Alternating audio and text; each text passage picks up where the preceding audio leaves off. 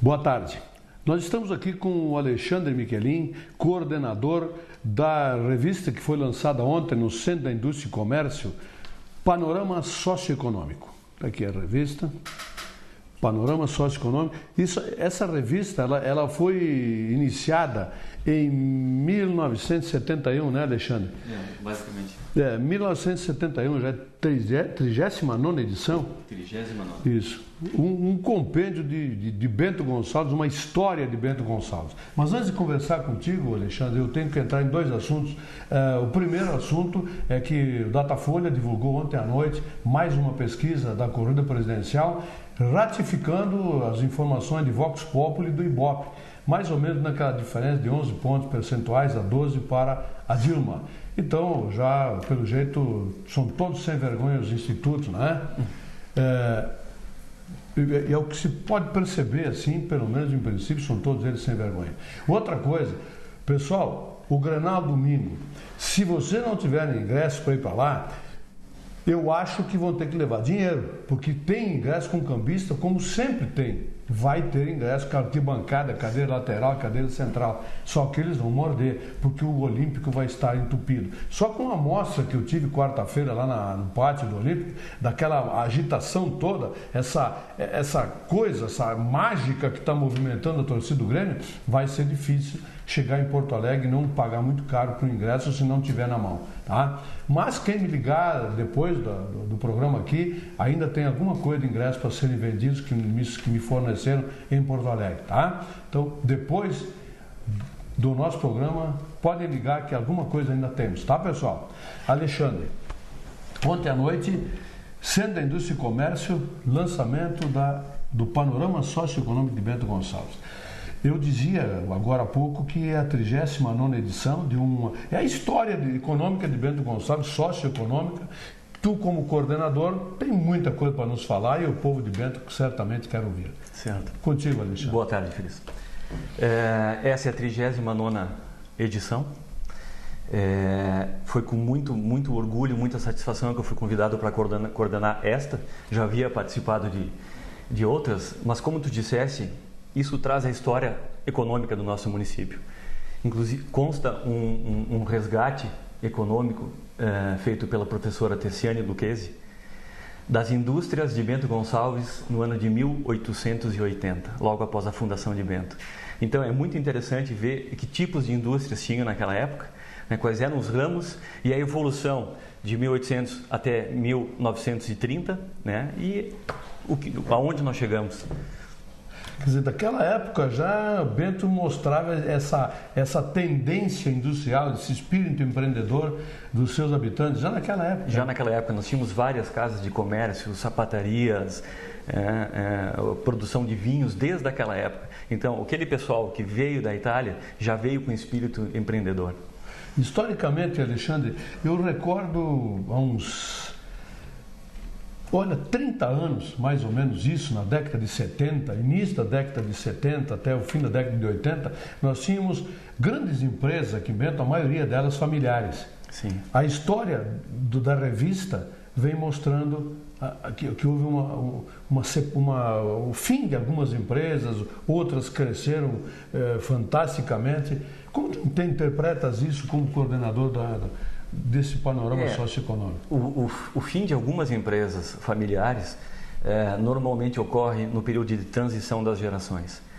Mas o que nós podemos verificar é que, embora algumas tenham encerrado suas atividades, a predominância da indústria de Bento Gonçalves ainda é de indústria familiar. Então, as indústrias familiares aqui de Bento ainda dominam a economia do município. Ainda existe essa forte característica. Pois é, eu recordo até, eu trabalhei nela, uma grande indústria moveleira barzense, que era a maior indústria de móveis da América Latina. Tinha umas 9 unidades industriais, escritórios espalhados em todo o país. Enfim, uma grande empresa, 1.270 funcionários, e começou a ter percalços. Foi até em 1985 aconteceu o fechamento. E outras empresas do ramo também. Mas foram sendo substituídas para mostrar, eu não sei até que ponto as feiras tiveram influência nesse crescimento industrial da cidade, do município. As feiras têm uma importância muito grande para o município, basicamente no sentido de que muitas indústrias, muitos empresários aqui da nossa região não tinham condições de ir para feiras na Itália, feiras na Alemanha. Então, a mobilização dos empresários de Bento Gonçalves fez com que toda a tecnologia existente no mundo viesse para cá, o que possibilitou que mais empresários tivessem acesso a essas tecnologias e que as indústrias se desenvolvessem em função disso em Bento. Então, esse associativismo que Bento Gonçalves tem é um dos pontos fortes do nosso município e com que faz com que toda a indústria, o comércio e, por consequência, os serviços cresçam em função dessa filosofia empreendedora que nós temos. Alexandre, eu acho que, eu não sei, parece um sentimento que eu tenho, uma visão que eu tenho também aqui do sucesso das nossas empresas, é aquele sangue do italiano de querer fazer mais. Então, uma empresa, um empresário começa a crescer, ele motiva, eu acho que tem uma coisa a ver com futebol, isso, motiva com que os outros também, a rivalidade, teve alguma coisa a ver com isso no teu sentido? Eu acho que no início sim, né?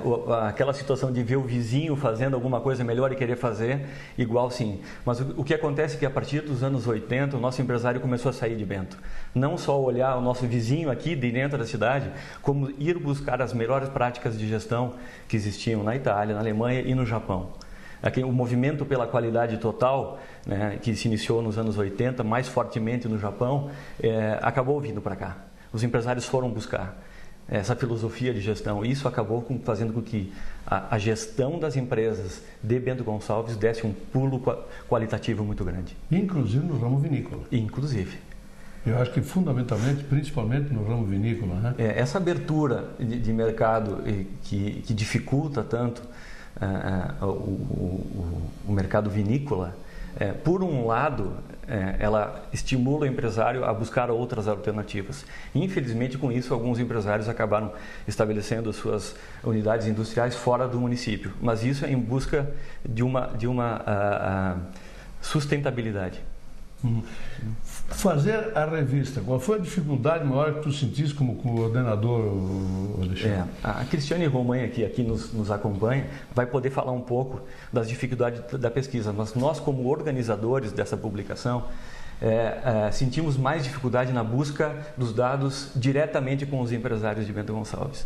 Ou seja, os dados secundários que estão disponíveis para todo mundo, que estão disponíveis nas entidades, enfim, é a parte mais fácil da pesquisa, né? Buscar esses dados que teoricamente já estão disponíveis, mas aqueles dados que nós temos que buscar ainda com o empresário, nós temos uma certa dificuldade. Mas esta publicação nos mostra que ao longo dos anos a gente vem melhorando, a gente vem conseguindo fazer com que a consciência do empresariado melhore nesse sentido e que haja cada vez mais participação. Perfeito, Alexandre. Em seguida eu converso com a Cris aqui a respeito de dados sobre o nosso panorama socioeconômico e eu fico à tua disposição aí para quisesse complementar alguma coisa. Ok, eu só queria agradecer em nome do Centro da Indústria, a Secretaria de Desenvolvimento Econômico, que foi nossa parceira esse ano, que entendeu que esta revista não é somente dirigida aos associados do SIC, ela vem em benefício de toda a comunidade de Bento Gonçalves. E houve esse entendimento por parte do poder público e nós estamos iniciando uma parceria muito forte nesse sentido que tende a aumentar ao longo dos próximos anos. É isso. Muito obrigado, Alexandre. Nós vamos para o intervalo agora, rapidinho, e depois voltamos com a Cris Romanha, que vai falar também mais sobre dados, alguma coisa bem interessante sobre o panorama socioeconômico de Bento Gonçalves, que está na sua 39ª edição para orgulho nosso dos Bento Gonçalvenses. Muito obrigado, Alexandre. Eu que agradeço, Cris. Até uma próxima oportunidade. Volto em seguida. Opinião com Antônio Frisso. Oferecimento Ludfor Consultoria em Energia. www.ludfor.com.br